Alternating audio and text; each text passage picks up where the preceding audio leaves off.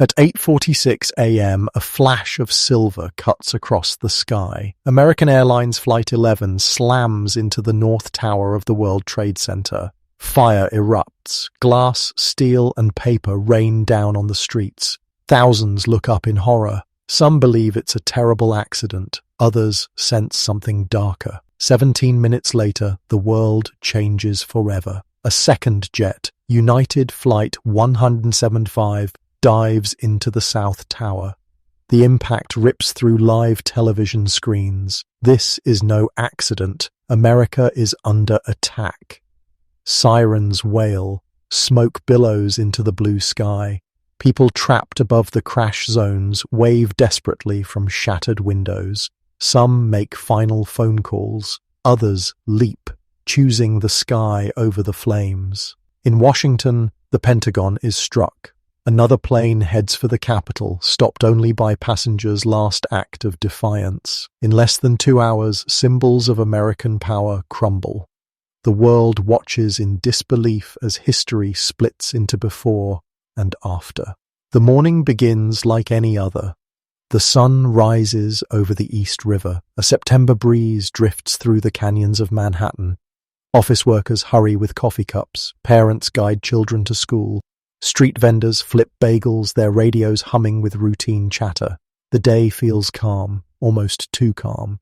At the World Trade Center, thousands pour into the towers. Some pause at the base to admire the glittering glass. Others rush, swiping badges, racing elevators. On the concourse below, commuters cross from subways into the plaza, unaware of how precious these final minutes are. Up above, windows sparkle in the sunlight. A bond trader scribbles notes before the markets open. A secretary jokes about weekend plans. A custodian leans on his mop, looking down at the plaza far below.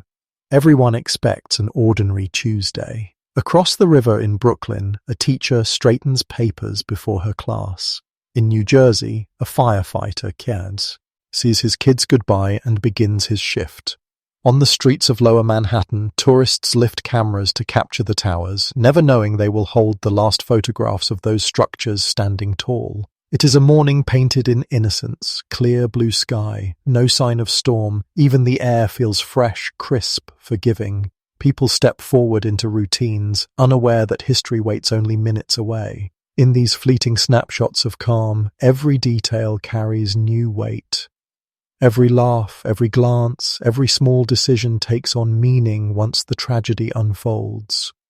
It is the stillness before a roar, the silence before the thunder, and as the clock nears 8:46 a.m., the ordinary rhythm of the city begins to fracture. The first impact shakes Manhattan. At 8:46 a.m., smoke pours from the North Tower. Within seconds, phone calls flood newsrooms. Producers scramble, unsure what they are hearing. A plane hit the World Trade Center, voices report. At first it sounds like an accident, maybe a small aircraft, maybe pilot error. Local stations rush to air shaky footage. A plume of black smoke coils into the clear sky. Anchors speak in careful tones, struggling for words. We are getting reports. Details are still unclear. Confusion spreads. Millions of viewers turn on their televisions. The story expands like fire itself. As cameras zoom in, the scale becomes undeniable. This is no small plane. The gash across the tower is massive. Papers drift downward like snow. The streets below are chaos. Sirens, screams, people running while others stand frozen, staring up. In living rooms across America, families gather around screens. Some call relatives in New York, others whisper prayers. The footage plays again and again, fire consuming the upper floors. News anchors speculate, cautious but rattled. Could it have been intentional? The question lingers, heavy and unspoken. Then, at 9:03 a.m., live television becomes witness to horror. A second plane cuts across the frame. United Flight 175 slams into the South Tower. The explosion fills the screen with fire and debris. Anchors gasp mid-sentence. Reporters fall silent. Across the nation, millions realize the truth at the same moment.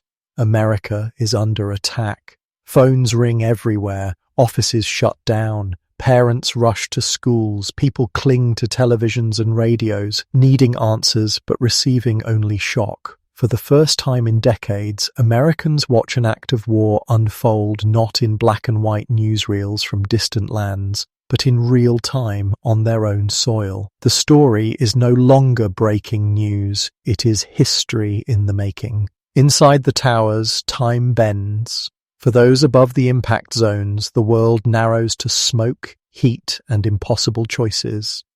Offices once filled with chatter and paperwork become cages of fire and darkness. People clutch phones, dialing home. Some leave voicemails filled with love. Others whisper prayers. Every word becomes a farewell. On the floors below the crashes, confusion reigns. Loudspeakers announce that the South Tower is secure. Workers are told to stay at their desks. Some obey, trusting the calm voices. Others flee, racing down stairwells that twist endlessly toward the ground. A choice made in seconds decides life or death. The stairwells are crowded, yet eerily quiet.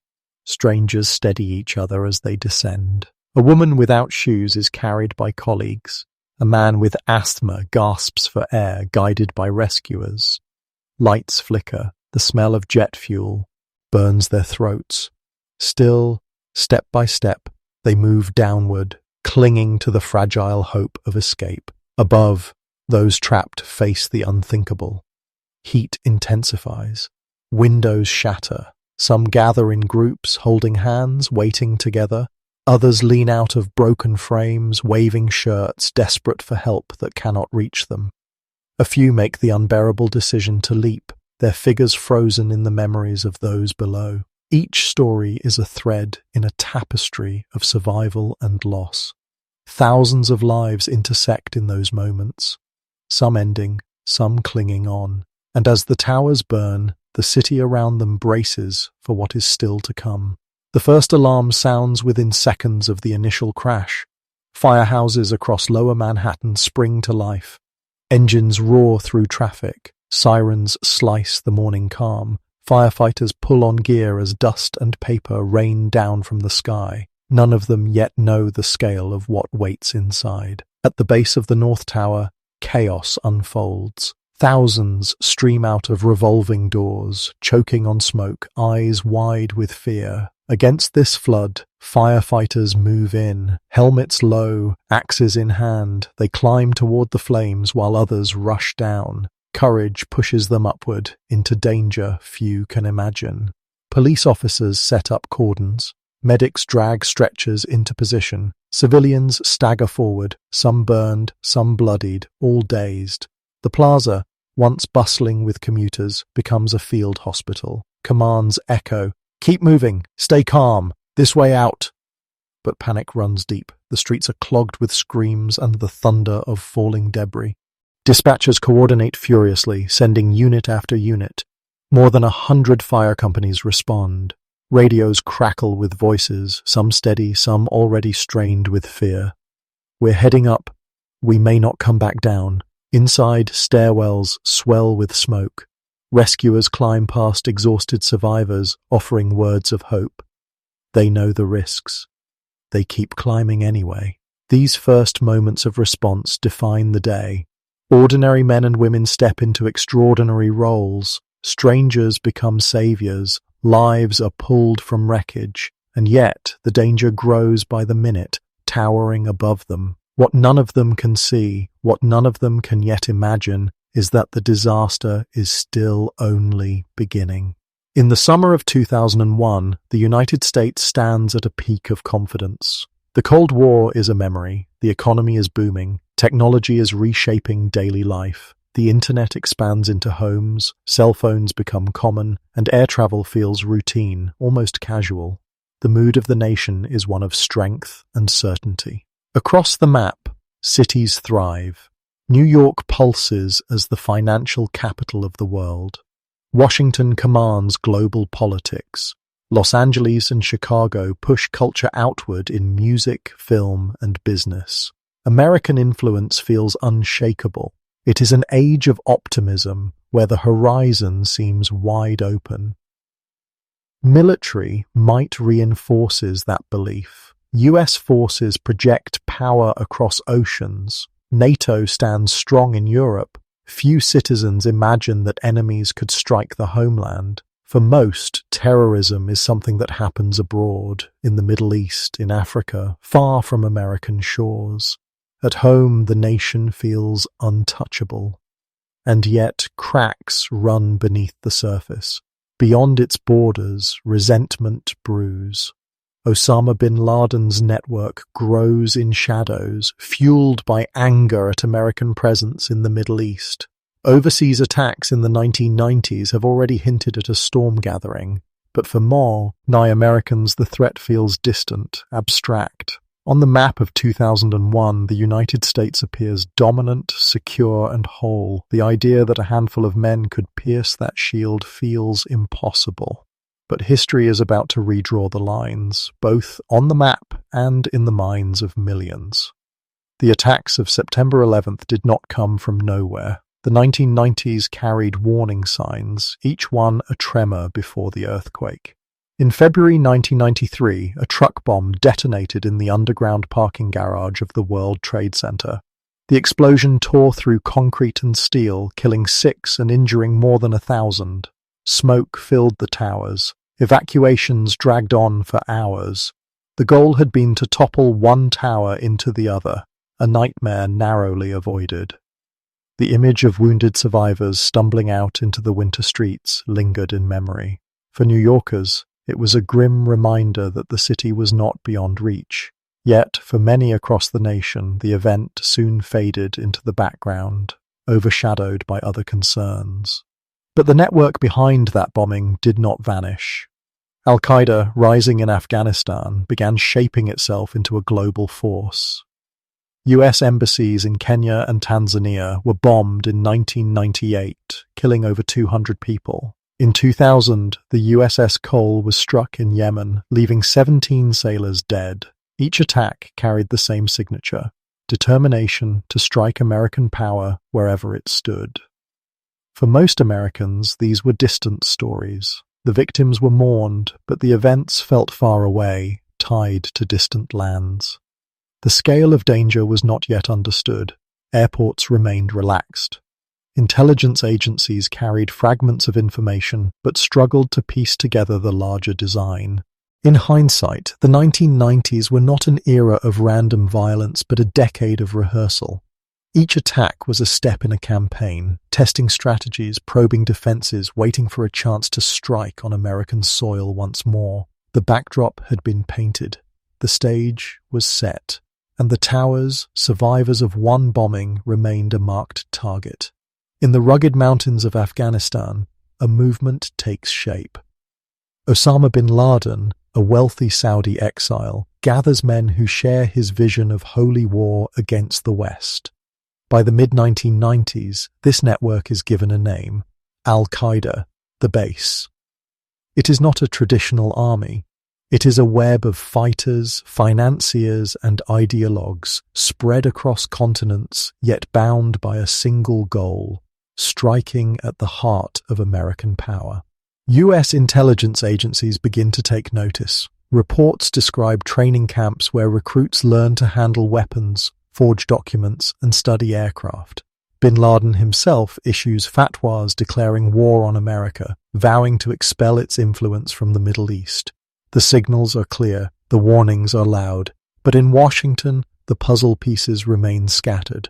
Some analysts ring alarms. They see Al-Qaeda's hand in embassy bombings, in plots against airliners, in the attack on the USS Cole. Yet bureaucratic barriers, limited resources, and skepticism dilute the urgency. The threat feels unconventional, hard to pin down, easy to dismiss. Meanwhile, Al-Qaeda grows bolder, fighters travel freely, money moves quietly through charities and hidden networks. Plans are whispered in safe houses, refined over years. The United States, confident, secure, distracted, does not fully grasp what is being built in the shadows. The missed signals accumulate, each one a red flag, each one a lost chance. The stage is quietly being set for the most devastating terrorist attack in modern history. Air travel in the late 1990s carries an air of ease. Airports are busy, but security is casual. Families walk to gates to say goodbye. Shoes stay on. Bottled drinks pass without question. Pocket knives and box cutters, small and ordinary, are permitted on board. The skies feel safe, and the system reflects that trust. Cockpit doors are light, often unlocked. Pilots greet passengers in the aisles before flights. The idea of hijacking has faded from the public imagination, remembered only as a relic of the 1970s. Security staff scan for weapons, but terrorism is not the main concern. The system is designed to stop smuggling, not suicide missions. Technology itself seems advanced. Radars, communication systems, autopilot, but its focus lies in navigation and efficiency, not defense. The FAA assumes that threats will be external, not carried aboard by passengers. Aircraft are treated as safe zones once wheels leave the runway.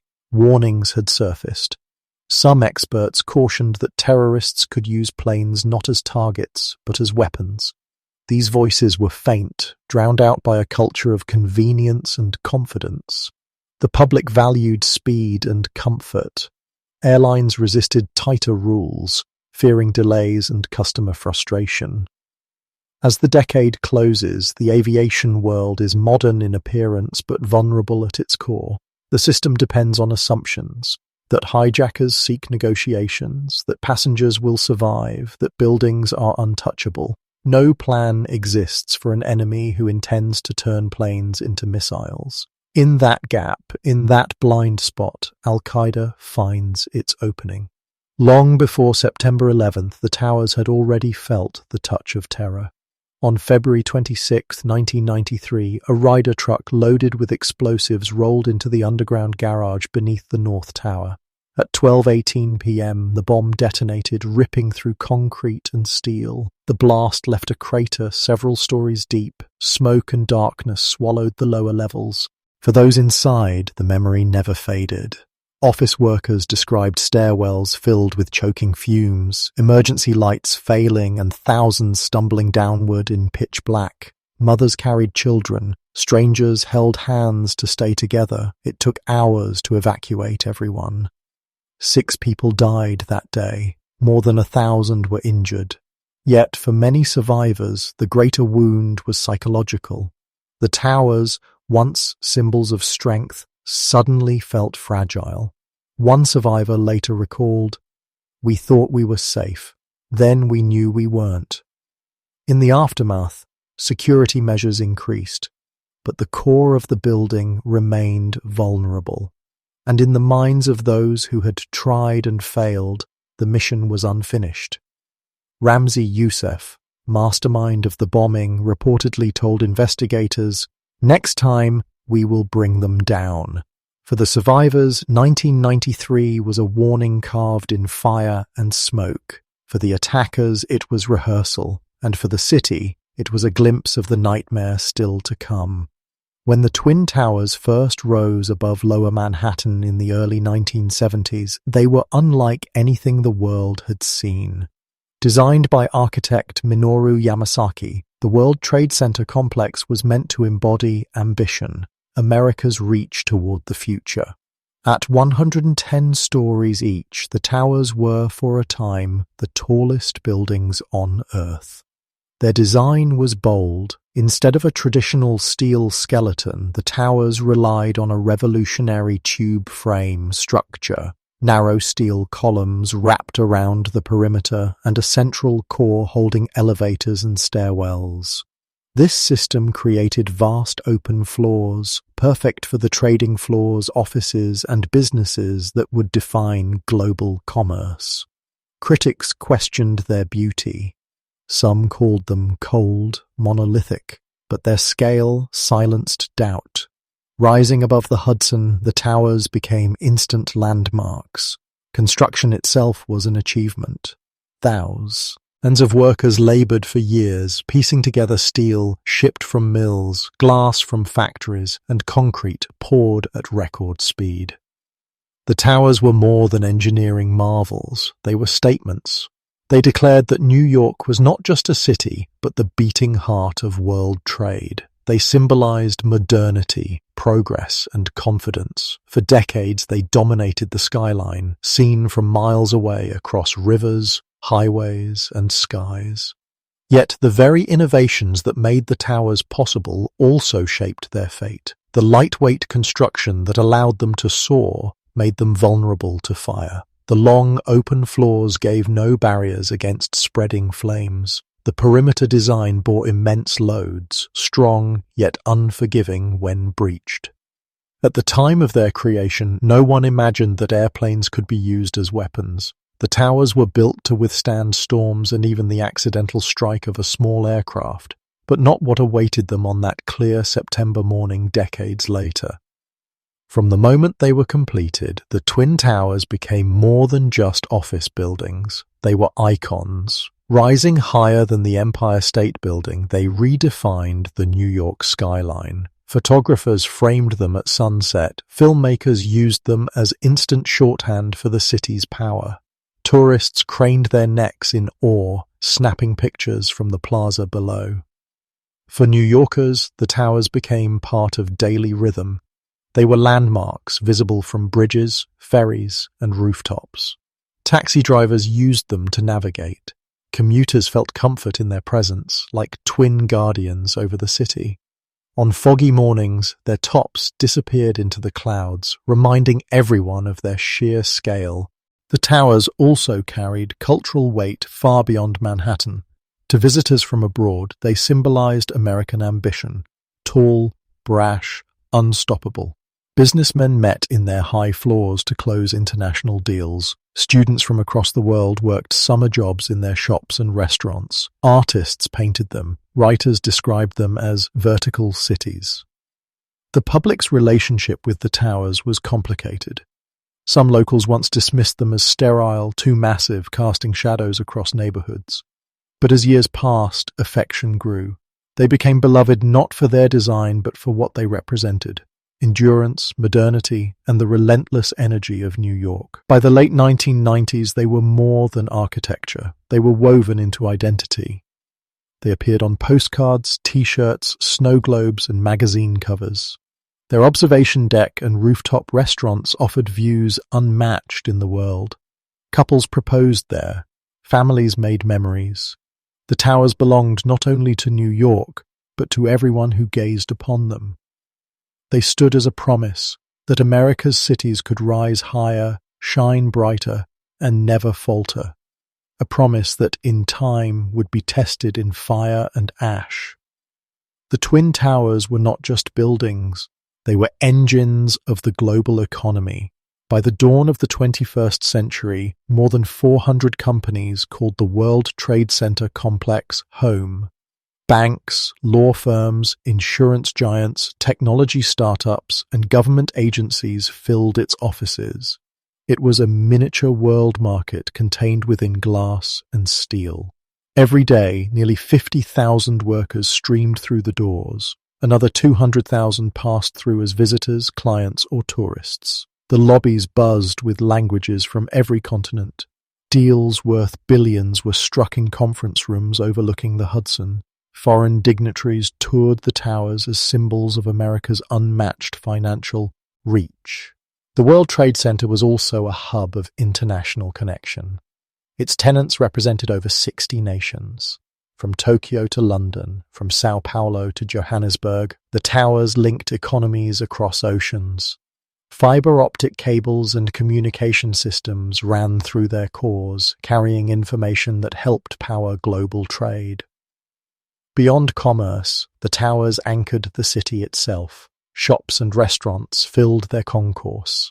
Subway lines converged beneath. Entire neighborhoods revolved around the steady heartbeat of the complex. The towers were not only a workplace, but a magnet for life, energy, and opportunity.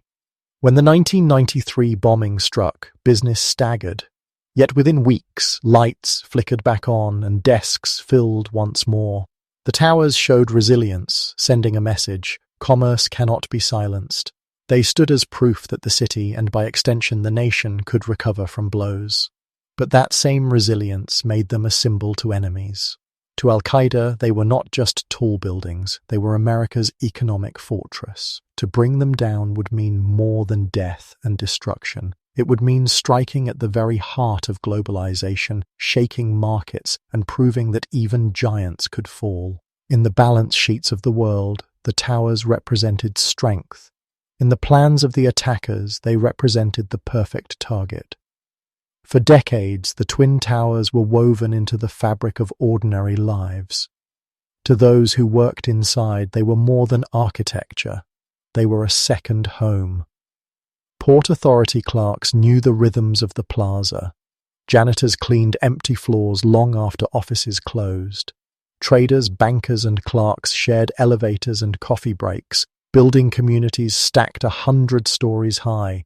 For families, the towers became part of routine. Parents pointed them out to children riding the subway. Friends agreed to meet under the sphere, the bronze sculpture in the plaza. Tourists lined up for elevators that shot upward in seconds, their ears popping as they reached the observation deck. Couples celebrated anniversaries in the windows on the World Restaurant, dining above the clouds. The towers also carried quiet, personal meanings. To immigrants, they were proof of opportunity. To struggling workers, they were paychecks, stability, pride. To students, they were symbols of possibility, stretching toward the future. For firefighters and police officers, they were landmarks to protect, structures etched into duty and honor. When the towers fell, it was not just a skyline that changed, it was memory itself. People lost their workplaces, their gathering spots, their markers of identity. Photographs on mantles suddenly became artifacts of a world erased. Even those who had never entered the towers felt their absence. They were gone from postcards, gone from skylines, gone from the rhythm of the city. Yet memory proved resilient. Survivors held reunions. Families built foundations in the names of loved ones. The towers lived on in recollections, stories of laughter in the elevators, of morning coffee by the windows, of awe at the views that stretched beyond sight. The towers had been steel and glass, but in memory they became something larger, vessels of human life, ambition, and belonging. Symbols not only of commerce and power, but of ordinary days and ordinary people, forever interrupted.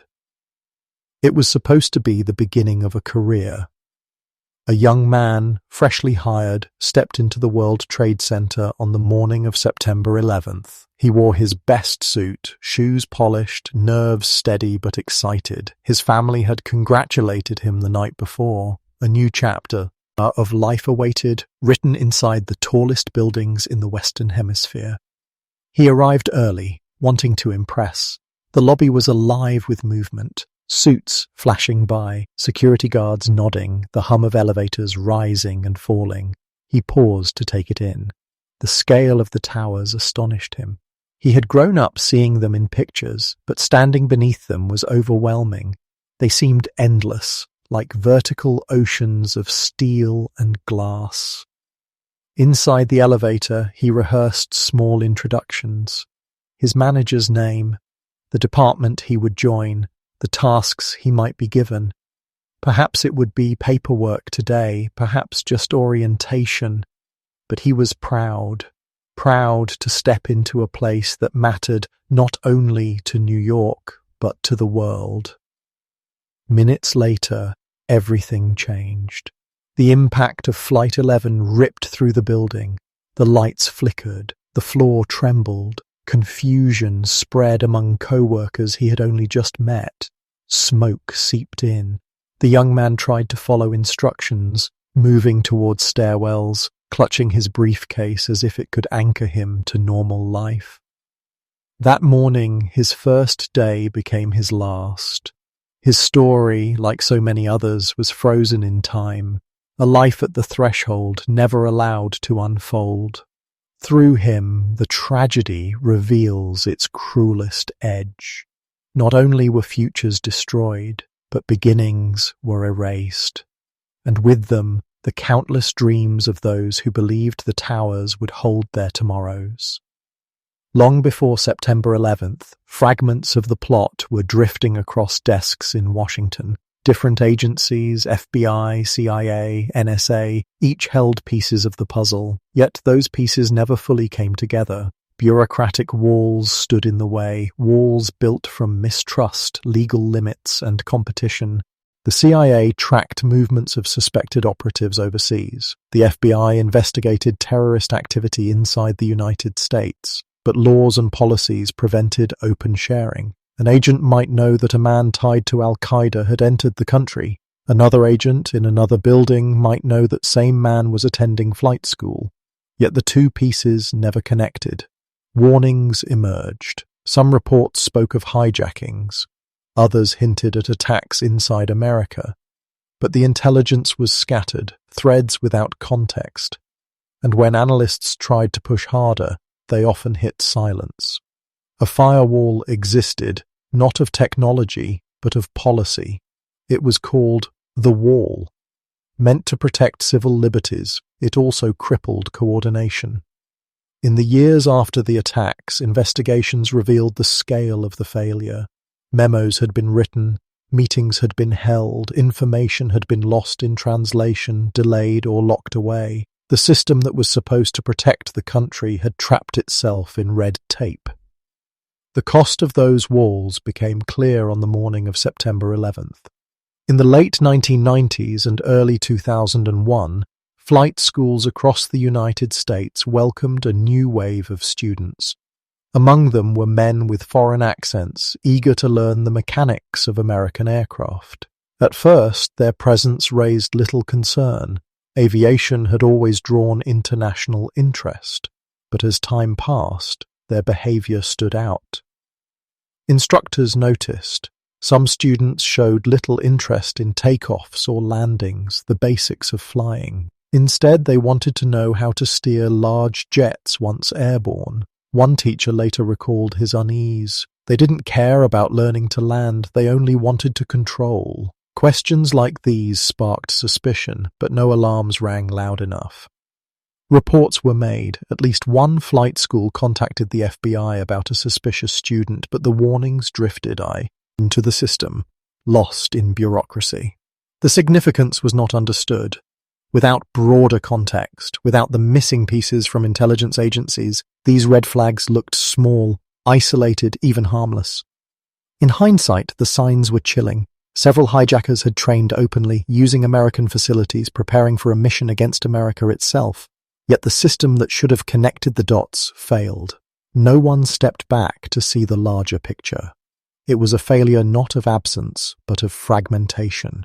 The signals existed. They were visible, but they remained scattered, unheard in the noise of daily operations. The classroom lessons of those years would one day translate into cockpit terror, and by then it would be too late. In the summer of 2001, deep within Washington's corridors of power, a document circulated. Its title was stark: Bin Laden determined to strike in U.S. It was a presidential daily brief delivered to President George W. Bush on August 6th.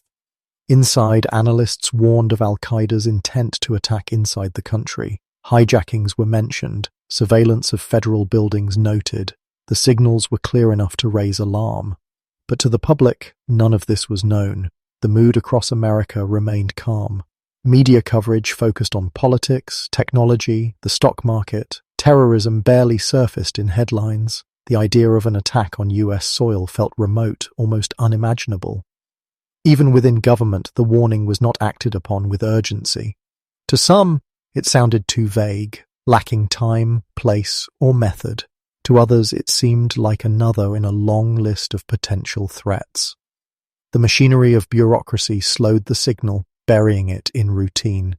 Only after the attacks did the document become infamous. News outlets replayed its title again and again, proof that the danger had been foreseen but not heeded. Critics seized on it as evidence of failure. Families of victims demanded answers. Why had such a warning not sparked action? Why had the dots not been connected? The public perception shifted. What once seemed unforeseeable now looked like negligence. The media framed it as a missed opportunity, a haunting what if. The brief became a symbol of alarms sounded, of leaders unprepared, of a tragedy that might have been prevented.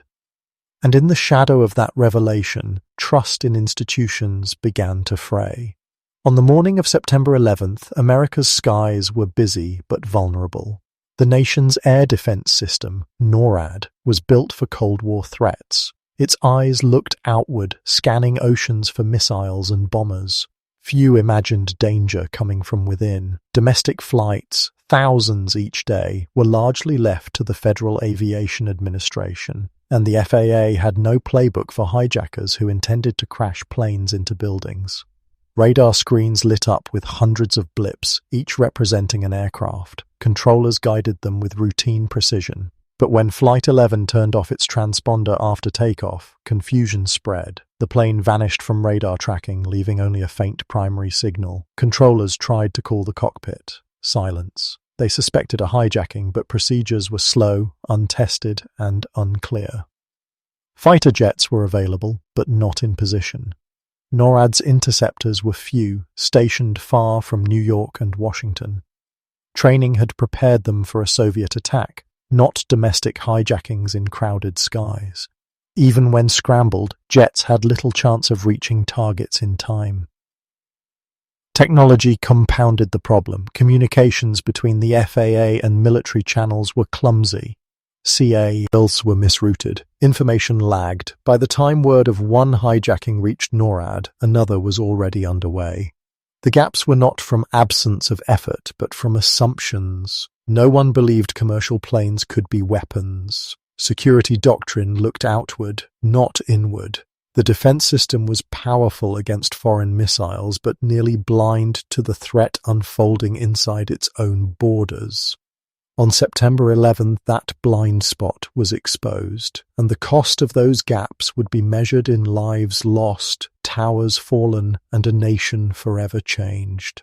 In the aftermath of September 11th, a question echoed across America. Why didn't anyone stop them? The scale of the attacks made it feel impossible that such a plot could unfold unnoticed. The disbelief gave rise to myths, suspicions, and theories, each one born of grief, anger, and the desperate search for answers.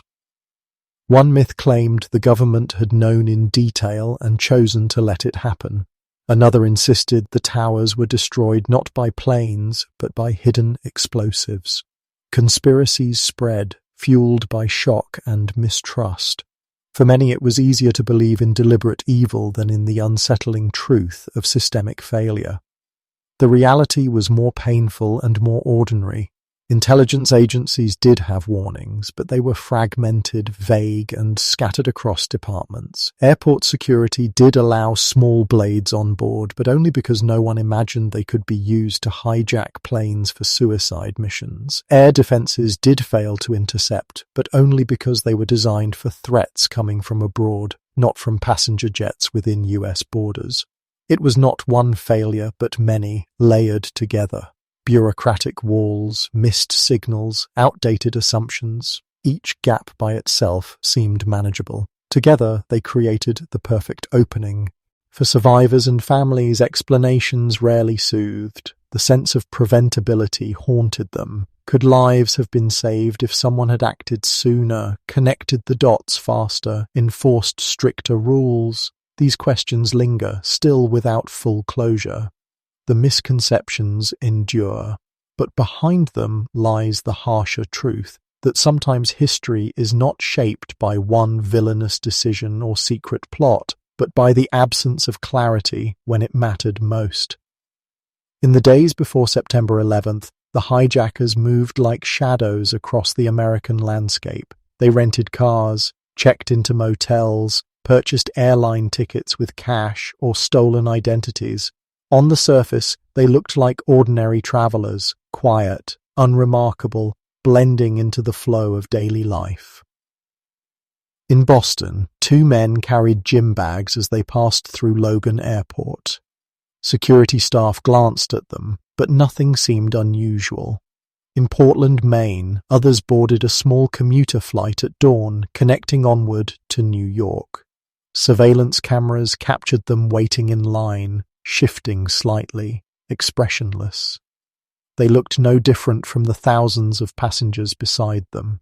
Yet behind their silence, final preparations clicked into place.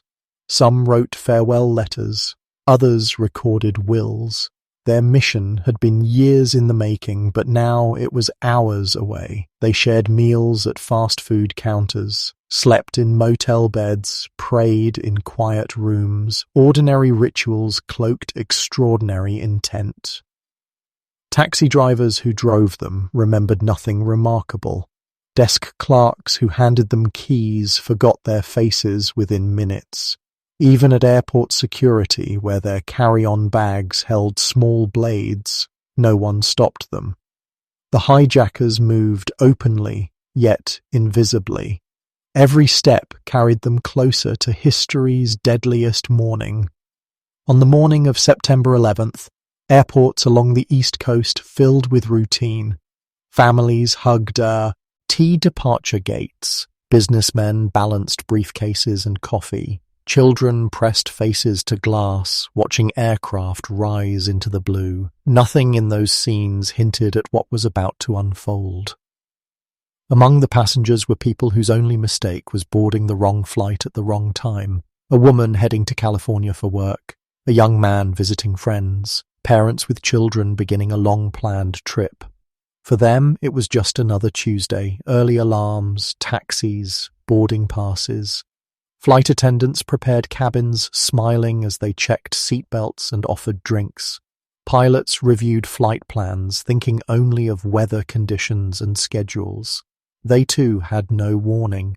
The sky was perfect, the air smooth. It promised to be an easy day to fly. Some travelers phoned home before takeoff, casual calls about dinner plans or errands. Others opened books or dozed as the planes lifted into the sky. None knew their last conversations were already behind them. In later years, families would replay those final hours endlessly, trying to imagine loved ones in those seats, safe for a fleeting moment, unaware of what waited. The ordinariness is what makes the tragedy most haunting. These were not soldiers or politicians. They were ordinary people caught in an extraordinary act of violence. For the hijackers, the passengers were obstacles. For history, they became the silent witnesses to the first moments of a catastrophe. The hijackers' plan depended on precision. Each aircraft was chosen carefully, not at random. 4 flights, all departing from the East Coast, all bound for California. The logic was simple. Long transcontinental routes carried the largest fuel loads, turning the planes into flying bombs once seized. American Airlines Flight 11 lifted off from Boston's Logan Airport at 7:59 a.m., a Boeing 767 carrying 92 people. Its path westward over Massachusetts would soon be cut short. 17 minutes later, United Airlines Flight 175, also a 767 from Logan, departed at 8:14 with 65 on board. Both flights carried enough fuel to devastate the towers of Manhattan. Farther south, American Airlines Flight 77 took off from Washington Dulles at 8:20, bound for Los Angeles with 64 people. Its trajectory placed it on a collision course with the nation's military heart, the Pentagon. The final plane, United Airlines Flight 93, departed Newark at 8:42 with 44 people. It left late, a delay that would alter its fate. Its intended target was Washington, D.C., possibly the capital or the White House. On maps, these flights appear as ordinary routes stretching across the continent, but in reality they were chosen to converge in time, striking within minutes of one another. The plot relied on synchronization, chaos multiplying with every impact. Passengers boarded unaware of this dark geometry. Flight paths that should have ended at LAX instead formed a triangle of destruction: New York, Washington, and the Pennsylvania field where one fight back changed destiny. The skies that morning carried more than travelers. They carried the lines of a plan drawn years earlier, now set into motion.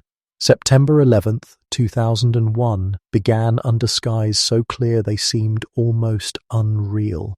Across the East Coast, the air was crisp, the kind that makes city skylines sparkle and rivers glisten like glass. In New York, the morning sun lit the Twin Towers in silver, casting long shadows across lower Manhattan. Pilots later described it as one of the smoothest mornings for flying. No storms, no turbulence, not even haze. The weather mattered. For the hijackers, conditions could not have been more favorable. Visibility stretched for miles, making navigation by sight easy. Clear skies meant fewer delays at airports. Calm air gave them full control once they seized the cockpits. Had there been heavy rain or dense fog, their task would have been harder, perhaps even impossible.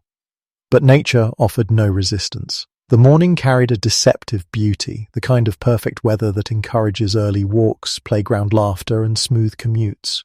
People stepped outside, grateful for the cool breeze after the humid weight of summer. No one imagined that the same sky would soon be filled with smoke, fire, and falling steel. The contrast haunts memory. Survivors recall the piercing blue overhead as ash and debris rained down. Reporters described a picture postcard day turned into hell. The beauty of the morning became part of the tragedy itself, a cruel reminder that catastrophe can arrive in disguise, hidden behind sunlight and still air. The weather did not cause the disaster, but it amplified its horror. A day so perfect became a day so broken. And in that cruel irony, the memory of September 11th was etched even deeper into history. On the morning of September 11th, newsrooms across America prepared for another ordinary day. Headlines focused on politics, markets, and sports. Morning shows broadcast light stories about celebrities, diets, and weather. The mood was relaxed, almost casual. Airports were busy but routine. Security lines moved at normal pace. Ticket counters buzzed with chatter. Journalists monitoring air traffic heard nothing unusual. To the public eye, there was no sign of storm. The hijackers boarded without drawing attention. They blended in with the tide of passengers, families, business travelers, students. Cameras caught their movements, but no one noticed at the time. To fellow travelers, they were just men waiting for flights. Nothing about them suggested the history we were about to write in fire and steel. Even when the first plane vanished from radar, controllers did not leap to conclusions. Hijackings were rare and usually negotiable. Accidents seemed more plausible than an act of war. In the press, terrorism was a background concern, tied to distant lands, never to domestic skies. That morning, millions tuned in to cheerful anchors on breakfast television. Children prepared for school, workers packed briefcases. No one suspected that within an hour, those same television screens would show flames ripping through New York's skyline. The shock of September 11th was not only in the destruction itself, but in the blindness that preceded it. A nation convinced of its safety awoke suddenly to the unthinkable. The world shifted in a single instant, transforming ordinary news into the opening chapter of a tragedy. At 8:46 a.m., Lower Manhattan trembles. Office workers hear a thunderous roar, followed by an eruption of fire. American Airlines Flight 11, traveling at hundreds of miles per hour, tears through the North Tower between the 93rd and 99th floors. The impact shatters steel, ignites jet fuel, and sends a shockwave through the city. On the streets below, people freeze in disbelief. Some think it is an accident. Others stare upward, unable to process what they see. Papers flutter down like snow. Glass rains onto the pavement. A fiery gash rips across the building's face, spewing smoke into the perfect blue sky. Inside, chaos erupts. Entire offices vanish in an instant. Those on floors above the impact are trapped, stairwells severed, elevators destroyed. In darkened hallways, survivors stumble, coughing from smoke, clutching walls. Phones ring unanswered, alarms blare. Eyewitnesses remember the sound most vividly, a tearing crash, like thunder breaking apart the world.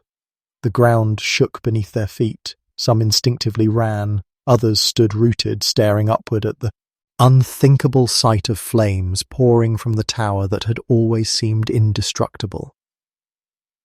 Emergency calls flood dispatch centers. Helicopters circle above. Television stations cut to breaking news, showing live images of a city in shock. The skyline, once a symbol of stability, now looks wounded.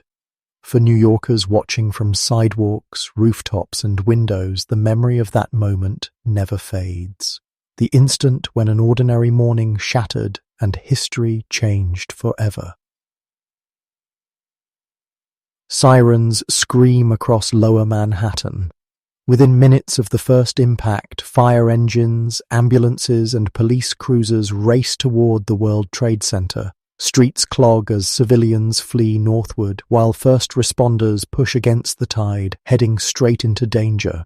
At the base of the North Tower, confusion reigns. Thousands pour out of revolving doors, eyes red from smoke, clothes torn from falling debris. Some collapse on sidewalks, gasping for air. Others cry out for missing co-workers and loved ones.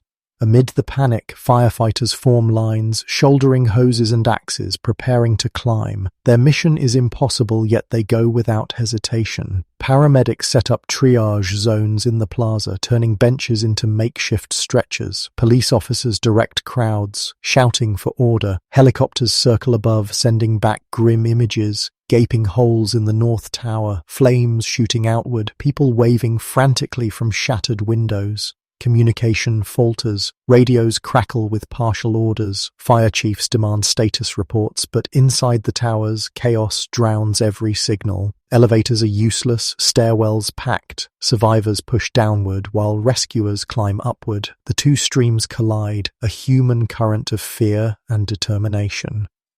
On the ground, civilians try to help. Office workers guide the injured, strangers share bottles of water.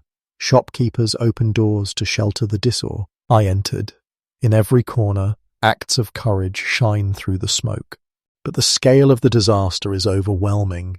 For every person saved, hundreds remain trapped above the impact zone. Time is slipping away. The city is mobilizing, yet the unfolding catastrophe is far beyond anything its rescuers have ever faced. And as they fight to respond to the first strike, another danger is already racing toward the skies of Manhattan. Across America, televisions flicker with breaking news. Anchors struggle to describe what they see. Smoke pouring from the North Tower, flames licking outward, people standing in shattered windows. The word accident repeats again and again. Viewers lean closer, searching for sense in the chaos. Then, at 9:03 a.m., live cameras capture the unthinkable.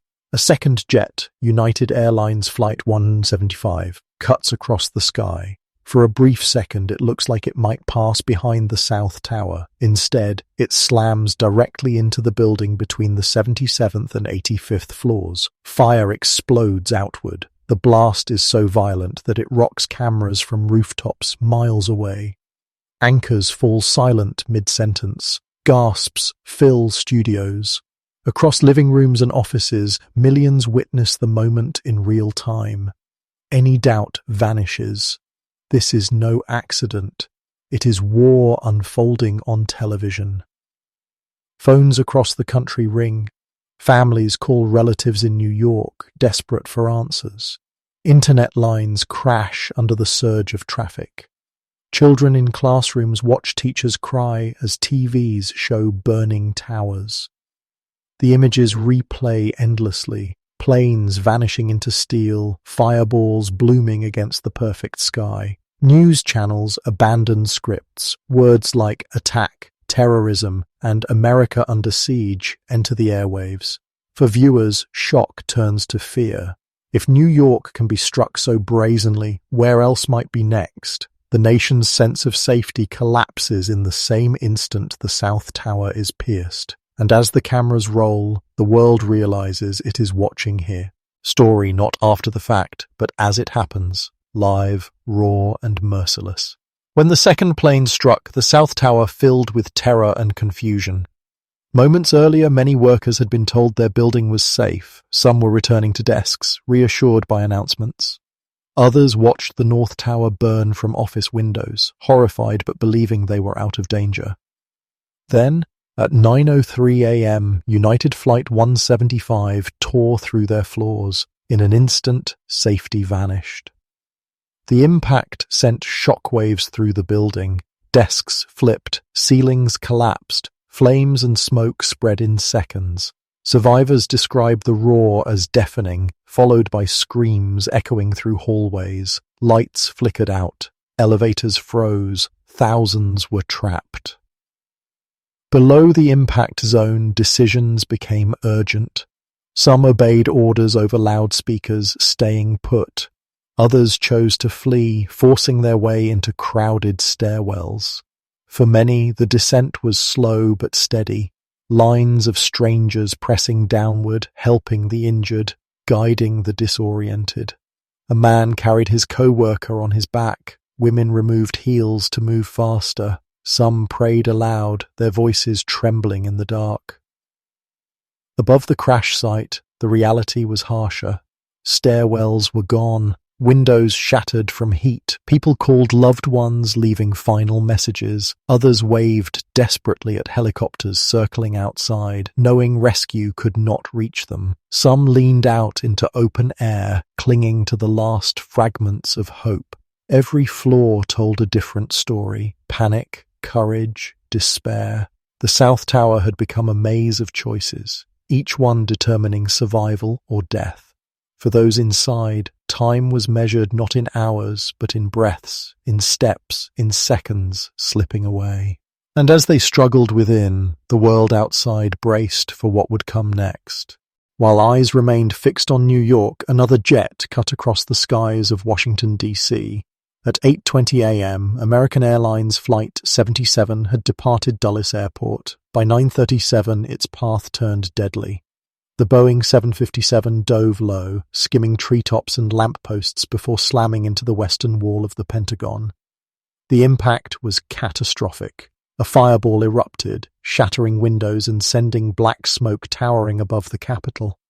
Inside, offices collapsed. Passages filled with flames and choking fumes. Workers crawled through debris, some guiding others blinded by smoke. In an instant, the heart of America's military command had been pierced. For those outside, the moment was surreal. Drivers on nearby highways saw the plane sweep past and vanish in an explosion. The shockwave rattled buildings across Arlington. Sirens wailed as police and firefighters rushed toward the blaze, unsure if more attacks were coming. The Pentagon itself, built during World War II, was considered nearly indestructible. Yet one of its 5 sides was now torn open. Thousands evacuated. Medics set up triage on the lawn. Helicopters hovered overhead, broadcasting images of a symbol of American strength burning under clear skies. For many across the nation, this was the moment fear deepened. The towers in New York had been symbols of commerce. But the Pentagon was the fortress of defense, the command center of the most powerful military in the world. If even it could be struck, then nowhere felt safe. By the time flames engulfed its corridors, America knew the attacks were not isolated, not random, but coordinated blows against its very foundations, economic, civilian, and military. High above the city, trapped between fire and sky, men and women faced choices no human should ever confront. The stairwells above the impact zones were destroyed, leaving hundreds stranded. Offices filled with black smoke, the flames crept closer. Windows cracked from the heat. The air grew thin. Some gathered in groups, clinging to one another, whispering prayers, trying to stay calm. Others pressed cell phones to their ears, leaving final messages. I love you. Tell the kids I love them. Goodbye. For families on the other end, those words became the last threads, tying them to voices soon lost. Witnesses from the ground saw figures appear at the shattered edges. Some waved shirts, desperate for helicopters circling overhead to notice. Others leaned out for air, their silhouettes framed by fire. The sight transfixed crowds below, who could do nothing but watch. Then came the unthinkable. One by one, some chose to jump. Their forms fell silently, visible against the clear blue sky. People on the streets gasped, some turning away, others unable to look elsewhere. It was a moment of despair so raw it seared into collective memory. On those upper floors, hope was fragile and time was slipping away. Yet even in those final moments, courage flickered, in whispered farewells, in held hands, in the refusal to face death alone. Inside the towers, the stairwells became narrow rivers of humanity. For those below the impact zones, they offered a chance at survival. For those above, they ended in ruin. Each step downward was heavy with fear, smoke, and uncertainty. Survivors remember the silence most. Thousands moved in lines, but panic gave way to grim determination. People guided strangers in the dark. A man carried a woman who had lost her shoes. Colleagues steadied the injured. Words were few, but kindness echoed in every gesture. Some stairwells were clear, allowing a steady descent. Others were blocked by rubble, forcing detours or dead ends. Confusion grew as announcements told workers to remain at their desks. Some listened and never made it out. Others ignored the orders, trusting instinct, and lived. The climb for rescuers was the reverse. Firefighters pushed upward through the same narrow passages. Their gear was heavy, their lungs already strained by smoke. They passed descending civilians with words of encouragement. Keep going, you're almost there. Few would return. Decisions in the stairwells decided fate. A single choice, to leave or to stay, to go down or wait, meant the difference between life and death. Survivors later carried the weight of those choices, haunted by who was beside them one moment, gone the next. The stairwells, simple shafts of concrete and steel, became places where humanity revealed both its fragility and its strength. In their dark spirals, strangers became allies. Lives were saved, even as countless others slipped beyond reach. They knew the danger. They climbed anyway. From firehouses across the city, firefighters had rushed to the World Trade Center. Now, inside the burning towers, they began their ascent. Clad in heavy gear, carrying hoses, axes, and air tanks, they moved floor by floor, step by step, into smoke and heat. Survivors descending the stairwells remember them vividly. Dozens of firefighters pushing upward, sweat pouring, faces grim but calm. Some offered encouragement. Keep moving, you're doing great. Others gave away their flashlights or water bottles to strangers. One man later recalled locking eyes with a firefighter and thinking, he knows he won't come back down. The climb was brutal. Every floor added exhaustion. Radios crackled with confused commands. Elevators were gone. Stairwells narrow and choking. Still, they climbed. Their mission was simple: reach those trapped above, save whoever they could. Some reached high floors, guiding survivors towards safety. Others disappeared into smoke, never to be seen again. Entire fire companies were lost. Men who had trained together, eaten together, lived like brothers. Oh, and that morning they died together, climbing toward the flames. For New York, their sacrifice became legend. In the face of certain death, they moved forward, not for glory, not for recognition, but because that was the oath they had sworn, to protect life no matter the cost. Their last ascent remains one of the most haunting and heroic chapters of the day, steps taken not toward escape, but toward duty, into fire, into history. Among the most haunting images of September 11th is a single man in freefall. Captured by a photographer's lens, his body is frozen against the steel lines of the North Tower. He is upside down, arms by his sides, descending through the clear blue air. No name was known at first. He became the falling man. For those who watched from the streets, the sight of people leaping from windows was unbearable. Some turned away, unable to witness. Others stood rooted, whispering prayers. Each figure that fell marked a life cornered by fire, forced into an impossible choice: burn inside or leap into the sky. The photograph circulated quickly, sparking outrage, sorrow, and debate. Some saw it as too painful to publish. Others believed it captured the raw truth of the day, the despair, the helplessness, the dignity even in death. Families of the victims often could not bear to look, unsure if the image showed their loved one. Yet the falling man became a symbol, not of weakness, but of the human face of the tragedy. He was not a soldier or a politician. He was an ordinary person, thrust into extraordinary horror. His silent descent reminded the world that every statistic, every number in the death toll was a human life with dreams, family, and fear. The image endures because it forces remembrance, not just of towers collapsing, but of individuals facing their last moments. The falling man, anonymous yet universal, embodies the cruelest truth of that morning. Behind every headline were people, real and fragile, caught between fire and sky. When the towers were designed, engineers believed they could withstand extreme forces, even the strike of a small airplane. What they did not anticipate was the combination of modern jetliners, full fuel tanks, and weakened safety systems. On September 11th, those vulnerabilities proved fatal. Each aircraft carried thousands of gallons of jet fuel. The initial impacts tore away insulation and sprayed fuel across multiple floors.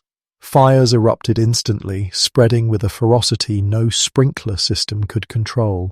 The tower's lightweight, innovative design, once praised for efficiency, became fragile under such heat. Fireproofing was supposed to protect the steel columns for hours, buying time for evacuation and firefighting. But in many areas, the protective coating was stripped off by the force of the crashes. With steel directly exposed, temperatures soared past 1,000 degrees Celsius. Beams began to warp, floors sagged, connections weakened. Investigators later concluded that it was not the impact alone that doomed the towers, but the fire that followed. The core columns and outer frames bore immense loads. As steel softened, floors collapsed onto each other in a chain reaction. In minutes, strength gave way to gravity. For those inside, the failure was invisible but relentless. Rescue workers believed they had more time.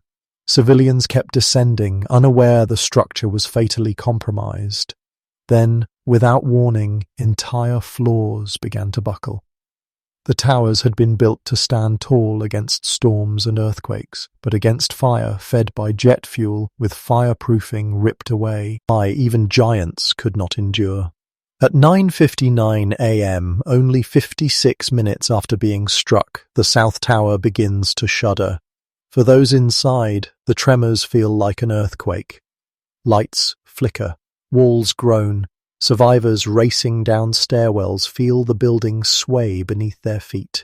Some cry out, realizing too late that the tower is failing. Outside, crowds stare upward. Flames rage near the top floors, smoke pouring into the sky. Then, without warning, the building gives way. A thunderous roar erupts as the top tilts slightly, then plunges downward. Floor crashes upon floor in a violent cascade. The sight is beyond comprehension, 110 stories collapsing in less than 15 seconds. A wall of dust and debris surges outward, swallowing streets. People scream and run as darkness chokes lower Manhattan. Cars are tossed aside. Windows shatter blocks away. Sirens vanish in the roar of falling steel. In the chaos, some firefighters inside make frantic last transmissions. "Mayday! Mayday! Tower 2 is going down!" Their voices cut out as the radios go silent. When the dust settles, the South Tower is gone. In its place is a mountain of twisted steel, shattered concrete, and silence broken only by cries of the injured. The skyline, once crowned with twin giants, is suddenly half empty. For those who watched it fall, the memory is seared forever. The moment when disbelief turned to horror, when the impossible became undeniable. After the South Tower collapsed, chaos deepened. Dust clouds blanketed the streets. Radios buzzed with broken signals. Firefighters, police, and medics searched blindly through the haze, pulling survivors from rubble, shouting over the roar of sirens. Many still inside the North Tower did not know the South Tower had already fallen. Commanders on the ground faced the impossible. Orders were shouted to evacuate, but communication faltered. Some units never received call. Others, still climbing, pushed upward into smoke and fire, determined to reach those trapped above. At 10:28 a.m., the unthinkable happens again. The North Tower shudders, groans, and then begins to collapse. The sound is deafening, a roar like thunder breaking apart the earth. Firefighters inside yell into radios, "We're not going to make it out!" Their words cut off as the building gives way. The streets erupt in panic. Civilians sprint through the smoke as the second dust cloud engulfs lower Manhattan. Police officers drag the injured to safety. Medics shield patients with their own bodies.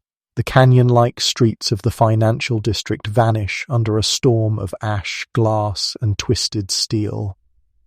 When the dust clears, both towers are gone. The World Trade Center complex, once a proud symbol of power, is reduced to ruins. For first responders, it is devastation beyond measure. Hundreds of their own are missing. Thousands of civilians are unaccounted for. The very heart of New York lies broken. The fall of the second tower confirms what many had resisted believing. This is not a disaster that can be contained. It is an event that will scar a city, a nation, and a generation. When the towers collapsed, thousands were buried beneath mountains of steel and concrete. The force crushed entire floors into fragments, but within the wreckage, pockets of air remained. In those pockets, survivors clung to life. Firefighters and civilians alike found themselves trapped in darkness. Some were pinned by beams, unable to move. Others lay in twisted stairwells, covered in dust so thick they could barely breathe. The silence after the collapse was eerie, broken only by muffled cries. "Help! I'm here." One group of firefighters survived in what would later be called the miracle stairwell. As the North Tower fell, the staircase they were descending somehow held. When the rumble ended, they were still alive, surrounded by rubble but able to crawl out. Their escape became a rare story of hope in a landscape of despair. Elsewhere, survivors called loved ones on cell phones, whispering in the dark. Some prayed. Others simply waited, trapped for hours until rescuers reached them. For many, the worst fear was not death, but being forgotten in the chaos. Above ground, search teams dug frantically, listening for tapping or faint voices. Dogs sniffed through debris. Hands tore at steel and concrete. Every shout of "We found someone" sent waves of hope, even as exhaustion set in. Most never made it out, yet a handful did, pulled alive from a mountain of ruins. Their survival stood as proof of human endurance and a spark of light against overwhelming darkness. Across the United States, television screens glowed with images too shocking to process. Anchors spoke through tears. Cameras showed the towers collapsing, replayed in endless loops, the skyline erased in real time. For millions watching, disbelief turned to horror. The unimaginable had just happened on live broadcast. In offices, workers huddled around radios and televisions. Schools locked doors. Teachers whispering updates in hallways. Parents rushed to collect children, unable to explain what was unfolding. Airports closed. Highways clogged as people fled cities, fearing more attacks. Journalists struggled for words. Phrases like "America under attack" and "a day of infamy" filled broadcasts. Rumors spread quickly. More planes hijacked, explosions in other cities. The White House threatened. The line between fact and fear blurred as the nation tried to understand the scale of the assault. Images of people running through smoke-choked streets played across the world. Foreign leaders sent condolences. Global networks broadcast the same scenes. Ash-covered survivors, firefighters staring upward in shock, families searching frantically for loved ones. In living rooms, silence often replaced words. Viewers watched in stillness, unable to look away. Many clutched phones, dialing relatives in New York or Washington, only to meet jammed lines. For hours, families did not know who was safe, who was lost. The attacks were not confined to New York or Washington. They invaded every home through screens and speakers. They redefined the sense of safety, showing that even the most ordinary day could collapse into chaos. By the afternoon, the nation was united in shock. Grief began to settle, and beneath the grief, fear. If this could happen once, where might it happen again? Amid the devastation, symbols of survival began to emerge. Small, fragile, yet powerful, they offered light against overwhelming darkness. One of the most enduring was the image of 3 firefighters raising an American flag over the rubble. The moment echoed Iwo Jima, an act of defiance, of resilience, declaring that the nation still stood even as its tallest towers had fallen. Newspapers printed the photograph within hours. For many, it became the first glimpse of hope. There were other symbols, quieter but no less powerful. A dust-covered survivor carried down from the ruins, her face wrapped in gauze, became an icon of endurance. A cross-shaped piece of steel, found standing in the wreckage, turned into a place of prayer for rescuers. Volunteers arrived by the thousands, handing out water, digging with bare hands, refusing to leave even when exhaustion set in. These images circulated through the media and into collective memory. They gave Americans something to hold on to, a reminder that humanity had not been buried with the towers. For survivors and families, these symbols mattered deeply. They did not erase grief, but they proved that even in destruction there was dignity, compassion, and the will to endure. In the days that followed, flags appeared, on porches, cars, and city windows. Blood donation centers overflowed with volunteers. Communities held vigils by candlelight. The nation grieved together, but it also clung to survival, not just as a fact, but as an identity. From the ashes rose more than sorrow. From the silence rose symbols that still endure, whispering that even in the darkest hours, the human spirit does not fall. By the afternoon of September 11th, the machinery of government shifted into crisis mode. Fighter jets patrolled the skies. The Capitol and White House were evacuated. For the first time in history, the FAA ordered every plane in American airspace to land immediately. More than 4,500 aircraft descended to the nearest airports, grounding the nation within hours. President George W. Bush, who had been in Florida that morning, was flown from base to base under heavy security before returning to Washington. At 8:30 p.m., he addressed the nation from the Oval Office. His words were brief, steady, and grave. Thousands of lives were suddenly ended by evil, despicable acts of terror.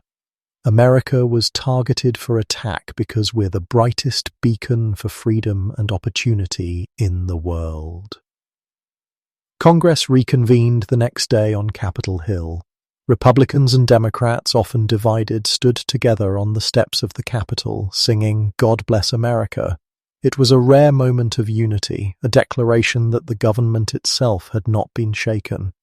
But unity also carried urgency. Within weeks, sweeping measures were introduced. The Patriot Act expanded surveillance powers. Airport security was federalized, creating the Transportation Security Administration. Plans for a new Department of Homeland Security took shape. Abroad, preparations for war accelerated.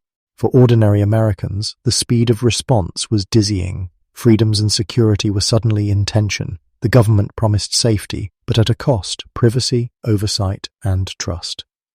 The attacks had not only struck buildings, they had struck the foundation of governance, forcing decisions that would echo for decades. And as the nation looked outward toward enemies abroad, it also looked inward, asking how such a failure could have happened on its own soil. When the dust settled, one question rose above all others. Why did the towers collapse? The sight of two skyscrapers, each more than 100 stories tall, reduced to rubble in minutes, demanded answers. Investigators, engineers, and scientists began piecing together the sequence of failure. The impacts themselves were devastating. Each jet sliced through multiple floors, destroying columns and stairwells. But it was not the collision alone that doomed the towers. It was the fires. Fueled by thousands of gallons of jet fuel, the flames spread across open office floors, igniting paper, furniture, and plastic. Temperatures soared. Steel does not need to melt to fail. At around 1,100 degrees Fahrenheit, it loses much of its strength. In the towers, unprotected beams began to sag. Fireproofing, sprayed on decades earlier, had been blasted off by the force of the crashes. Without insulation, the steel was exposed directly to heat. As floor trusses softened, they pulled on the perimeter columns. Windows popped, glass shattering outward as pressure built. Once one floor gave way, the weight of all above it slammed down, triggering a chain reaction. Each collapse was not a slow crumble, but a rapid pancaking, floor smashing onto floor, accelerating until nothing remained but debris. The National Institute of Standards and Technology, NIST, later released an extensive report. It concluded that the towers fell because the émaux pacts stripped fireproofing, fires weakened critical supports, and the structures could not withstand the combined load. For many, the findings were hard to accept. The towers had seemed indestructible, but science revealed a harsher truth. Even giants of steel and concrete have limits. The explanation was grim but necessary. It replaced rumor with fact, conspiracy with analysis. The collapse was not magic, not mystery. It was physics, fire, and the cruel meeting of design and destruction.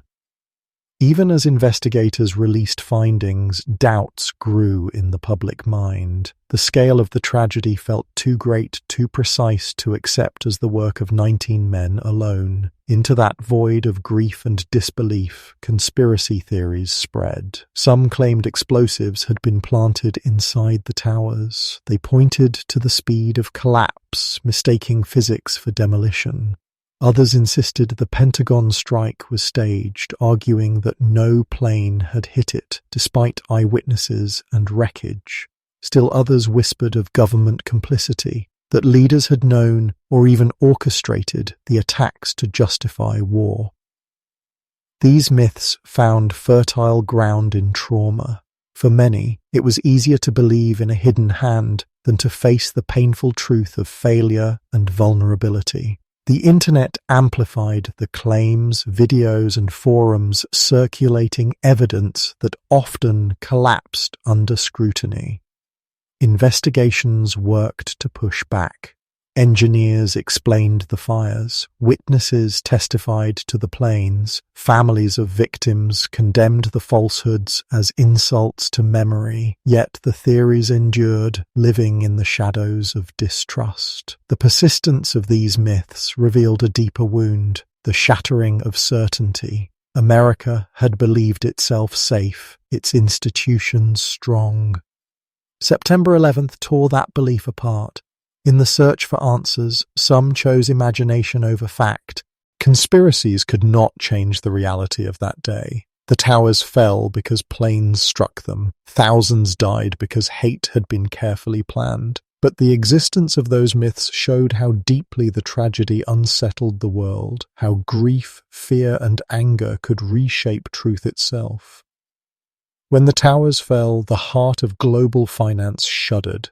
Just blocks from the World Trade Center, Wall Street was buried in dust and debris. Trading floors shut down. Brokers fled through ash-covered streets. Computer systems, phone lines, and records were destroyed in an instant. The New York Stock Exchange and Nasdaq closed, halting the markets for 4 days, the longest shutdown since the Great Depression.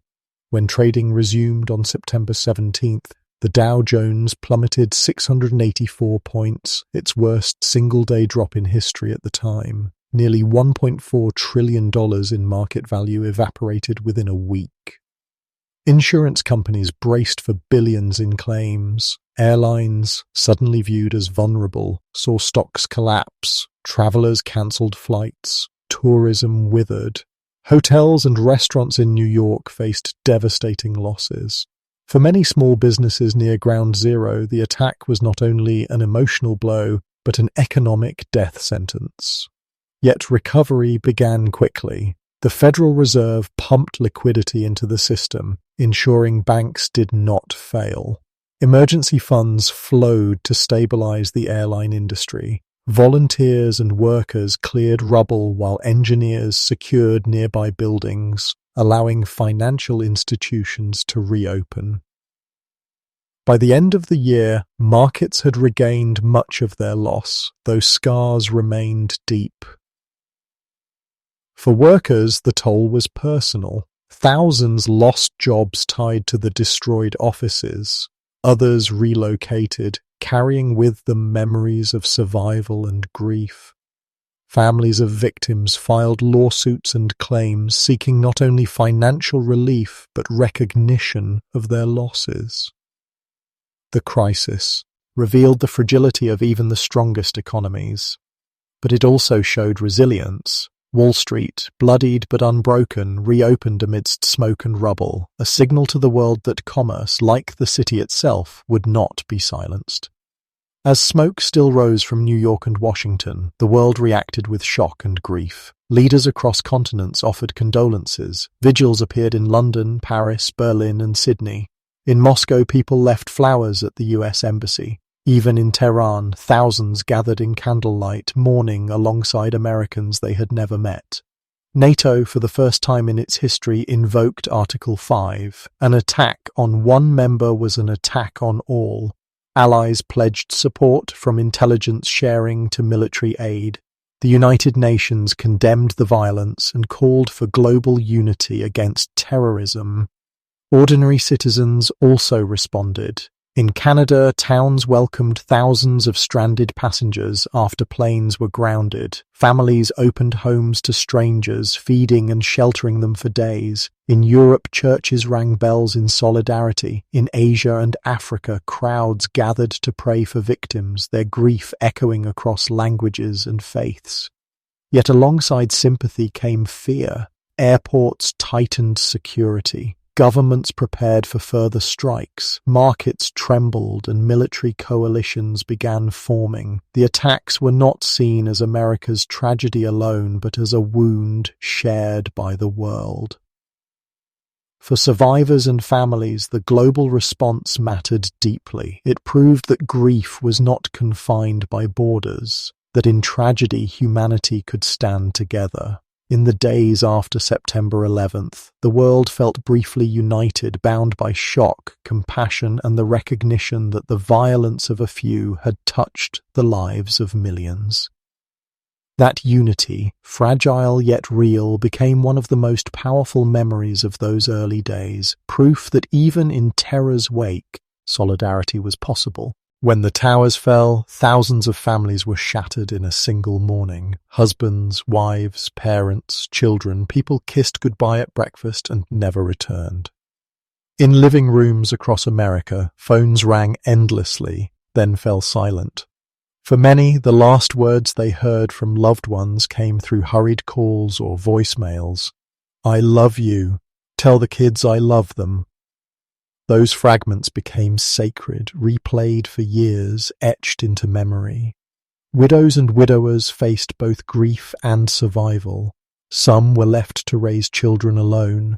Others carried unborn babies whose fathers had perished in the towers or on the plains. The youngest victims were infants who would grow up with only stories and photographs to know their parents. Parents buried children. Children buried parents. In some families, multiple lives were lost. Fathers and sons working in the same office, siblings in different towers. The scale of absence was overwhelming. Dinner tables held empty chairs. Bedrooms became shrines. Support networks formed quickly.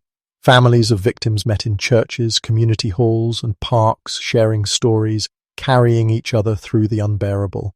Out of grief came advocacy, pressing for investigations, memorials, and justice. For them, the tragedy was not history. It was daily life, carried in every heartbeat. The pain did not fade with time. Birthdays, anniversaries, graduations arrived without those who should have been there. Yet, in their absence, families carried forward the voices, the laughter, the love of those lost. Their resilience became part of the legacy of September 11th, the proof that even when lives are stolen, love endures. In the months after September 11th, grief poured not only into memorials and speeches, but into art. Pain sought expression, and culture became a mirror of a wounded nation. Musicians wrote songs of mourning and resilience. Bruce Springsteen, "'Tis the Rising" captured both sorrow and hope, its lyrics inspired by firefighters climbing toward flames. Country singers recorded tributes to victims and soldiers alike, blending patriotism with grief. Choirs across the world sang hymns in remembrance, their voices offering comfort when words failed. Filmmakers too responded. Some projects already in production altered storylines, removing images of the Twin Towers out of respect. Others leaned into the tragedy, creating documentaries and dramas that tried to process the scale of loss. Movies like United 93 and World Trade Center later gave audiences intimate portraits of courage and sacrifice, transforming history into personal stories. Visual artists painted skylines scarred by smoke. Photographers captured haunting images of Ground Zero, framing both devastation and resilience. Sculptors and architects began designing works that would become permanent memorials, each piece a language of grief carved in stone and steel. Even comedy and television were changed. Late-night shows went dark for days. When they returned, hosts addressed audiences with solemnity before laughter slowly returned. The cultural pause reflected the difficulty of moving forward, of finding normalcy in a world suddenly altered. Art after 9/11 was not only about sorrow, it was about healing. It became a way for individuals and communities to process loss, to honor the dead, and to remind the living of shared humanity. Through song, image, and story, the nation tried to reclaim its voice from silence. The cultural echoes of that day remain. They remind future generations not only of tragedy, but of the power of expression, to carry grief, to transform pain into memory, and memory into legacy. Out of the ruins of Ground Zero, remembrance began to take shape. Families of victims, survivors, architects, and city leaders all sought a way to honor the thousands lost. The question was not whether to build a memorial, but how to give voice to so much grief. At first, spontaneous shrines appeared. Flowers, photographs, and handwritten notes covered fences around the site. Candles burned through the nights. Teddy bears, rosaries, and flags piled up. Each object carrying a story, a name, a loss. These grassroots offerings became the first memorials, fragile yet deeply human. Years later, plans for permanent structures emerged. The 9/11 Memorial in New York opened with two vast reflecting pools set in the footprints of the Twin Towers. Waterfalls cascade endlessly into dark voids, symbolizing absence. Around their edges, bronze panels bear the names of every victim, an unbroken roll call of lives stolen. Visitors trace letters with their fingers, whispering prayers into the wind. Nearby, the 9/11 Museum was created, preserving artifacts: a crushed fire truck, twisted steel beams, shoes worn by survivors, final voicemails replayed in solemn halls. These objects speak when words cannot. Across the country, other memorials rose. The Pentagon Memorial features 184 benches, one for each life lost there, arranged by birth year. In Shanksville, Pennsylvania, the Flight 93 National Memorial honors the passengers who fought back, their bravery carved into stone and sky. Each site carries silence. Each space invites reflection. Together, they ensure that the dead are not forgotten and that the lessons of that day remain visible for generations. The memorials do not erase the pain, but they transform it, turning rubble into remembrance, absence into presence, and grief into spaces where memory can live. The attacks of September 11th did not end with the collapse of the towers. They opened a new chapter in global conflict, wars that would span decades, reshape nations, and claim countless more lives. Within weeks, the United States launched Operation Enduring Freedom in Afghanistan. The mission was clear: dismantle al-Qaeda and remove the Taliban.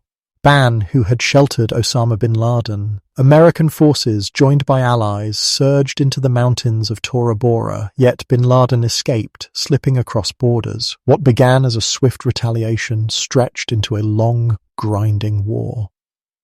2 years later, focus shifted to Iraq. The US government claimed Saddam Hussein possessed weapons of mass destruction and ties to terrorism. In 2003, American and coalition troops invaded. The regime fell quickly, but the promised weapons were never found. Instead, insurgencies erupted, plunging the country into years of bloodshed. These wars reshaped global politics. Trillions of dollars were spent. Thousands of soldiers were killed. Tens of thousands wounded. Civilian casualties in Afghanistan and Iraq climbed into the hundreds of thousands. The human cost spread far beyond America's borders. At home, debates sharpened. Supporters argued the wars were necessary to prevent another 9/11.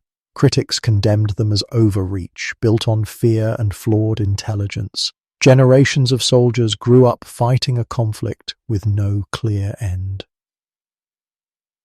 By the time US forces withdrew from Afghanistan in 2021, the war had lasted nearly 20 years, the longest in American history.